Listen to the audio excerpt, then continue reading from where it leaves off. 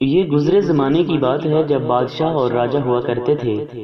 ایک راجہ تھا جس کی صرف ایک ٹانگ تھی اور ایک آنکھ تھی، لیکن اس کی حکومت میں تمام رعایا خوشحال تھی کیونکہ راجہ نہایت ذہین اور سخت مزاج تھا۔ اس کے فیصلے سخت لیکن بلائی کے حق میں ہوا کرتے تھے۔ تھا وہ راجہ لیکن عام لوگوں کی سی زندگی گزارتا تھا جس کی وجہ سے وہ ہر پل رعایا کے قریب ہوتا تھا۔ خاص و عام ہر وقت اس سے مل سکتے تھے۔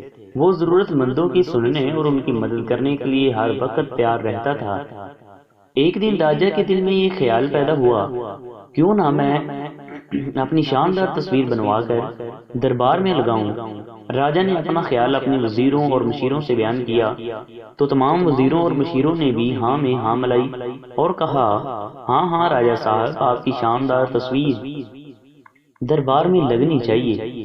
پھر کیا تھا، ملک و بیرون ممالک سے مصور حضرات کو راجہ کی تصویر بنانے کے لیے مدعو کیا گیا۔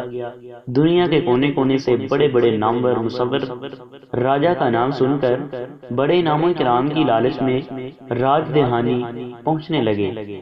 راجہ نے بڑے دربار میں مصوروں کے سامنے ایک پیر پر کھڑے ہو کر اعلان کیا کہ تمام مصوروں میں سے جس کی تصویر سب سے اچھی ہوگی اس کی تصویر کو راج محل کے اسی دربار میں لگایا جائے گا اور اس مصور کو انعام و اکرام سے بھی نوازا جائے گا۔ اسے اسی حکومت میں جاگیر اور عہدہ بھی عطا کیا جائے گا اور وہ راج درباری مصور کہلائے گا۔ تمام مصور حضرات راجہ کا اعلان سن کر سوچنے لگے کہ راجہ تو پہلے سے ہی ایک ٹانگ سے لنگڑا ہے اور اس کے چہرے پر ایک آنکھ بھی نہیں ہے، پھر اس ادھورے راجہ کی تصویر خوبصورت کیسے بنائی جا سکتی ہے؟ ایک اندھے لنگڑے راجہ کی خوبصورت تصویر بنانا ممکن نہیں ہے۔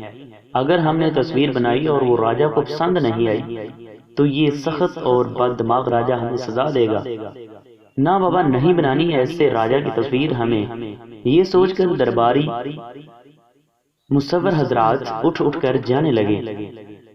تھوڑی دیر بعد وہاں صرف ایک مصور رہ گیا۔ وہ اپنی جگہ سے اٹھ کر راجہ کے سامنے جا کر کھڑا ہو گیا اور راجہ کو سر سے پیر تک دیکھنے کے بعد مسکرایا اور بولا، مہاراج، میں آپ کی خوبصورت تصویر بناؤں گا۔ مجھے یقین ہے میری بنائی گئی تصویر آپ کو بے حد پسند آئے گی اور اس عالی شان دربار کے دیوار کی زینت بنے گی۔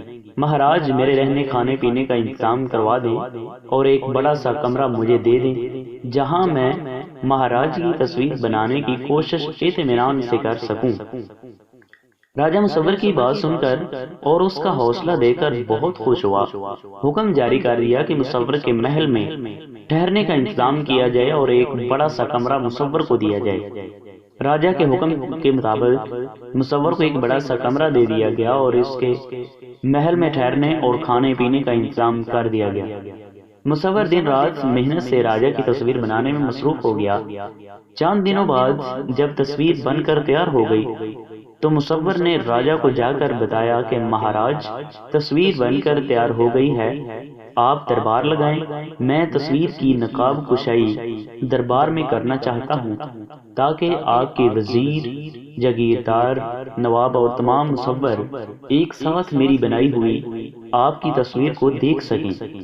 راجہ کے حکم سے دربار میں لگایا گیا۔ دربار کچا کچ بھرا تھا۔ سب کی نظریں نقاب کے اندر چھپی راجہ کی تصویر دیکھنے کے لیے بے تاب تھی۔ مصور نے راجہ سے اجازت لی اور تصویر سے نقاب ہٹائی تو دربار میں موجود ہر شخص نے دانتوں تلے انگلی دبا لی۔ تمام مصور حضرات بھی حیرت سے کھڑے ہو کر تصویر کو دیکھنے لگے اور دل ہی دل میں مصور کے فن کو داد دینے لگے۔ راجہ بھی اپنی خوبصورت اور عالی شان تصویر کو دیکھ کر باغ ہو گیا۔ راجہ نے آگے بڑھ کر مصور کو گلے سے لگا لیا۔ مصور نے جو شاندار تصویر بنائی تھی وہ کچھ اس طرح تھی کہ راجہ ایک پیر موڑ کر زمین پر کھڑا ہے، دونوں ہاتھوں میں اس زمانے کی وزندار بندوق ہے، راجہ کی ایک آنکھ بند ہے، سامنے شیر ہے اور راجہ شیر کو اپنا نشانہ بنا رہا ہے۔ راجہ یہ دیکھ کر بہت خوش ہوا کہ مصور نے کس خوبصورتی سے اس کے تمام عیبوں کو ہنر میں بدل کر شاندار تصویر بنائی ہے۔ راجہ نے اپنے وعدے کے مطابق مصور کو انعام و اکرام کے علاوہ جگیر بھی عطا کی اور اسے دربار میں اعلیٰ مقام بھی عطا کیا۔ کہانی سے سبق کچھ یوں ملتا ہے کہ اگر انسان عقل سے کام لے تو دنیا میں کوئی کام بھی ناممکن نہیں ہے۔ مصور نے عقل سے کام لیا، شاندار تصویر بنائی اور شاہانہ زندگی گزارنے لگے۔